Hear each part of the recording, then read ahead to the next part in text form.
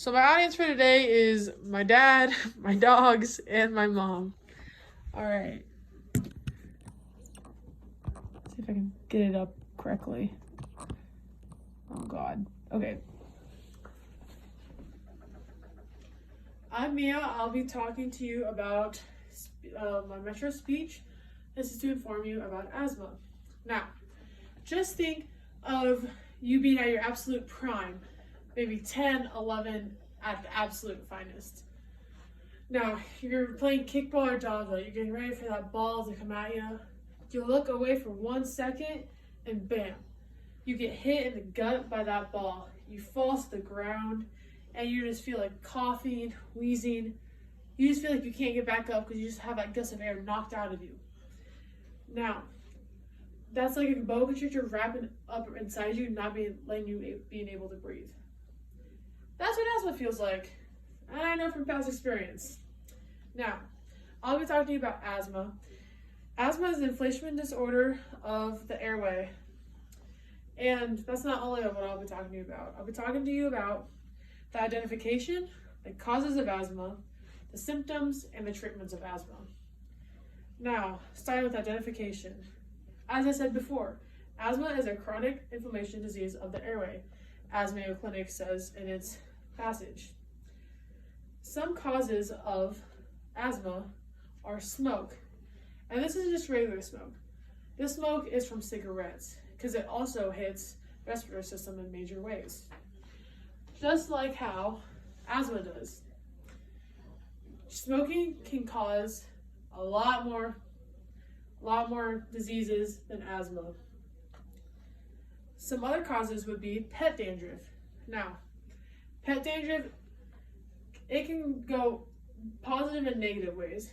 Some positive ways would be that you would learn that you've had asthma and you know what causes the symptoms and what happens. The negative side effect, you have asthma. But now, air pollution. This can be anywhere from diesel to just bad airflow or even just dust. And going to dust. Dust can be in your living room, in the vacuum, just sweeping. But this can cause a major factor of asthma. And some chest tightening pains, as shown on slide 1. It tells you that chest tightenings can be a major cause of asthma. Now, moving on to symptoms, because symptoms also play a huge role in the asthma realm of the world. Some big symptoms of asthma are wheezing. This wheezing can be a high-pitched squeal, sort of like a pig just being born. Coughs. Coughs can vary from small, quiet coughs to huge, wet and dry coughs. It all depends on how severe your asthma is. Shortness of breath, which I've known from past experience, can be a pretty big area of asthma. Fun story about shortness of breath due to asthma is I got diagnosed with asthma when I was probably in 4th grade, and that was from laughing too hard in class with a friend. Sounds like the funniest thing. Bless you.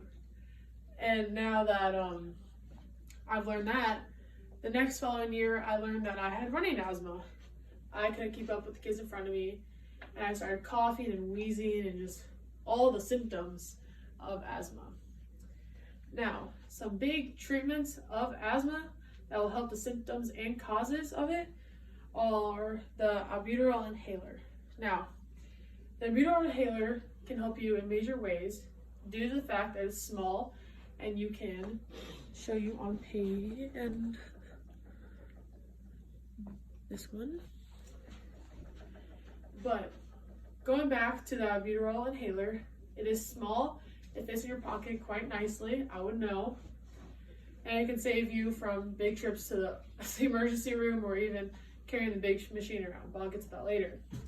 Now, all you have to do to use this is you take the cap off, you take a big deep breath, you pump it as you taking that big deep breath, you hold it in for 5 to 10 seconds, and you release, and you do that once more. And once you're done, you clip the cap back on it, put it in your pocket. As soon as you feel fine, you can go back to whatever you were doing. Now, going back to the bigger asthma attacks, you would use the nebulizer. Now, the nebulizer is a bigger machine area of albuterol. You put the liquid albuterol in this time, and you turn this machine on, and it would become a vapor, where you'd breathe this vapor in to make sure your airflow to your lungs and the trachea is not congested by mucus or tightened by your muscles. Now, how to catch symptoms before, seen on slide 2, would be, so the symptoms would be to self-assess what was happening. So if you feel a slight cough coming on, stop and go sit down, which would walk into step 2.